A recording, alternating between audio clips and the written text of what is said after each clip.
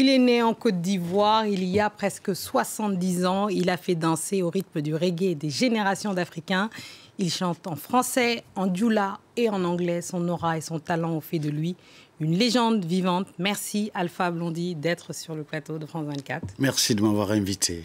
Alors, on l'a vu, l'actualité est dense, chargée. Après la pandémie, on craint les conséquences de la guerre qui se passe en Ukraine sur le continent africain. La famine menace le continent. Vous avez l'habitude de ne pas être tendre avec les dirigeants africains ni occidentaux. Vous parlez vrai. Mais à votre avis, que devraient faire les Africains eux-mêmes, la société civile, la jeunesse pour s'en sortir? D'abord, par rapport à cette histoire de famine, par rapport au blé, combien d'Africains mangent du blé vraiment? OK. J'ai vu un reportage où il y a un boulanger sénégalais qui fait du pain de moringa, à base de moringa. Il fait du pain à base de fonio, à base de sorgho. OK. Alors, et puis de manioc, on va se rabattre sur ça. Vous pensez qu'il faut revenir Bien sûr. aux produits locaux? J'ai même entendu le président Macky Sall, dans une conférence comme ça, il a dit ça aussi. Il a cité tout ce que nous avons, le mil, le sorgho, le maïs. On peut faire ça. Alors faisons ça. OK? On ne peut pas dépendre... attends, on n'est pas concerné par cette histoire du blé. D'ailleurs, on n'a pas le blé. Il ne faut pas qu'on nous parle de blé. Absolument, absolument. Mais il y a effectivement d'autres conséquences, notamment sur les engrais, etc. Les oui, les engrais, d'accord. Il y a, comment on appelle ça? Il y a le Togo qui fait du phosphore, OK, à gogo. Okay. Nous avons des chercheurs qui peuvent déjà essayer de voir comment on peut fabriquer nos engrais. OK? On a déjà le know-how. Mais il faut qu'on trouve, tu vois, il y en a. Il y en a au Togo, il y en a en Côte d'Ivoire, il y en a au Sénégal. On appelle nos gars, écoutez, trouvez-nous quelque chose. C'est un impératif. Ils vont trouver.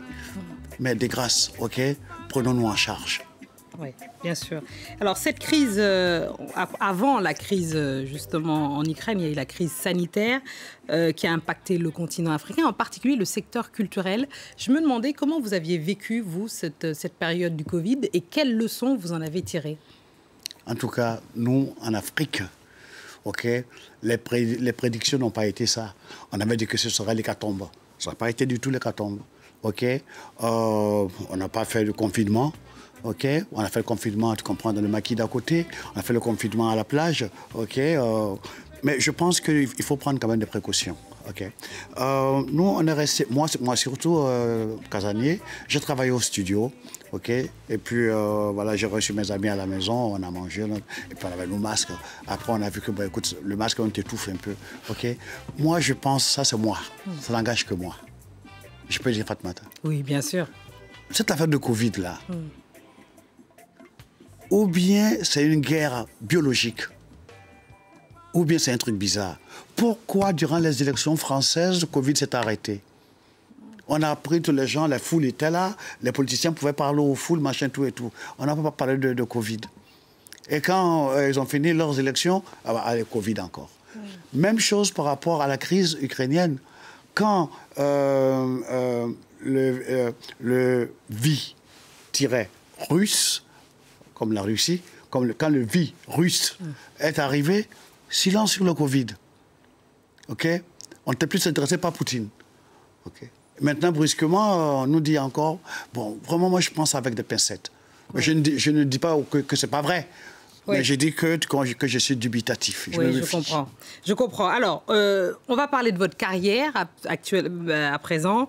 On ne peut pas parler de votre carrière sans parler de celui que vous qualifiez de Sabahou. Hein? Sababou, donc Bob Marley, celui sans qui vous ne seriez pas là, dites-vous. Racontez-nous votre découverte du reggae et de Bob Marley. Eh bien, les premières chansons que j'ai écoutées, c'était au Libéria. Feel them spirit, comme ça, à la radio. OK? Et puis, la grosse découverte, c'est quand je suis à New York, à Central Park, et puis il y a un concert à Schaefer Music Festival. Avec des potes, on va voir, et puis on découvre, tu comprends, Burning Spear. OK? Cette voix qui glorifie l'Afrique, qui dénonce l'esclavage, Do you remember the slavery days? OK? Et puis qui glorifie l'Afrique. Vous voyez un peu, vous quittez votre Afrique et puis vous venez à New York et puis vous tombez sur des gens qui n'ont pas oublié l'Afrique, qui glorifient l'Afrique. Ça vous met du baume au cœur. Et en plus, moi qui avais des choses à dire, ok, cette musique avait une épine dorsale spirituelle, Dieu. Ok, et moi, je ne peux pas dissocier l'être humain de Dieu, ok, dans le bonheur comme dans le malheur. Donc voilà pourquoi, tu comprends, le reggae m'a séduit. Et d'ailleurs, le spirituel, Dieu, le mystique, est très présent dans ce nouvel album, Eternity, que vous sortez, votre 19e album. Je propose à présent qu'on écoute un extrait. On a choisi au hasard, mais pas si hasard que ça, un extrait avec Sidiki Diabaté. On l'écoute et on en parle juste après. All right.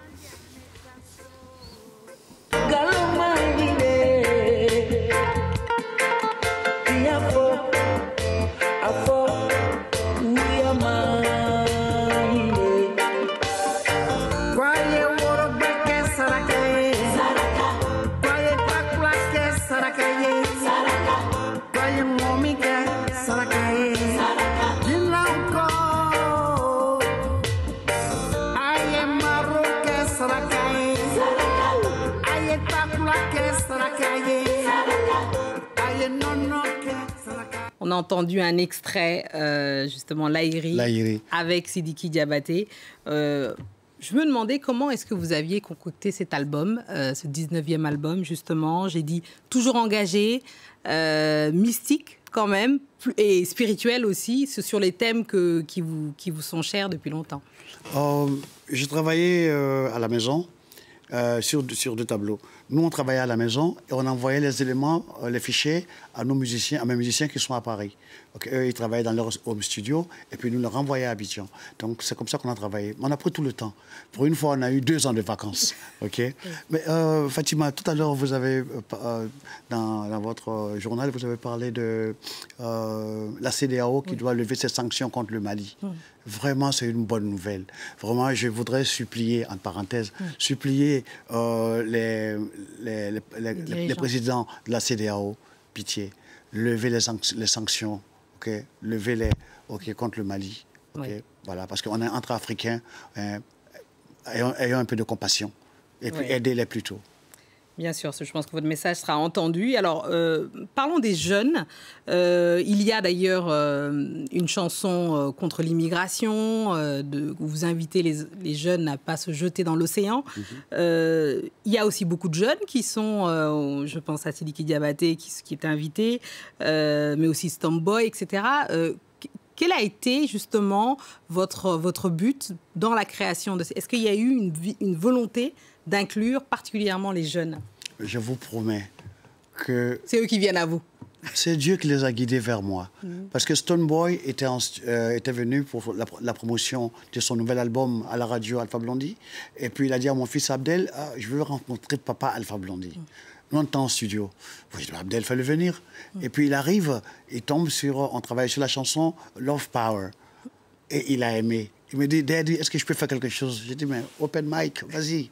Et il est rentré, il a fracassé, quoi, tu vois, non? Ouais. Mais avant lui, il y avait mon fils Sidiki Diabaté, qui aussi, un jour, passait pour me dire bonjour.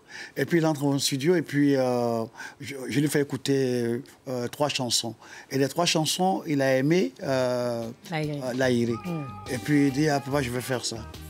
Ouais, donc ça... Évidemment, il a une si belle voix. Ouais. Et puis son djoula, c'est du bambara académique. Okay? J'ai beaucoup aimé. Et ça vous touche forcément. Oui, et son papa plus tard, 2 mois plus tard, lui aussi, je l'ai appelé pour venir faire justement la kora dans la chanson Immigré. Oui. Il est venu, il a écouté ce que j'ai fait avec Sidiki, et puis lui, il a fait la kora. Sidiki n'a pas fait la kora dans Lahiri, oui, c'est son papa. C'est son papa. Vous voyez, non? Oui. Donc, ce n'est pas vraiment Alpha Blondy, c'est le patron là-haut. Qui vous guide, bien sûr. Et alors, vous avez, dans cette création, dans cette recherche, il y a toujours quelque chose qui reste. Vous parlez, donc je disais, les jeunes viennent à vous, mais les jeunes aussi vous écoutent énormément. Comment vous expliquez cette longévité, le fait que vous soyez toujours aussi populaire jusqu'à maintenant? C'est, d'abord, c'est Dieu. Et puis de 2, c'est le travail acharné. Et puis peut-être la véracité dans mes textes. Je n'ai pas la science infuse, je n'ai pas la vérité absolue. Mais je m'applique à dire des choses essentielles. Je le dis avec mon cœur. OK? Et puis, les jeunes sont devenus, comme, pour moi, comme cette famille que Dieu m'a donnée, à travers le monde. OK? Je suis devenu complètement agéographique. OK? Partout où tu vas, on te donne de l'amour. Parce que tu donnes de l'amour. Et j'aime dire que la seule chose vraie ici-bas, c'est l'amour. Et parce que le Dieu qui nous a créés est un Dieu d'amour. Et alors cet album, vous allez le défendre au Bataclan. C'est un bon médicament. Ah oui, vous allez le défendre au Bataclan le 9 juillet. Le 9 juillet, pour une raison symbolique. Le Bataclan a été blessé. Et nous devons, tu comprends, nous venir avec l'amour pour faire un pansement au Bataclan. OK? Nous invitons les gens. Ce ne serait pas un concert-concert, ce serait une réunion de famille.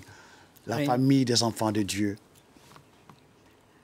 Alors, je pense que les auditeurs, les spectateurs l'auront entendu, seront au rendez-vous le 9 juillet au Bataclan à Paris. Merci infiniment.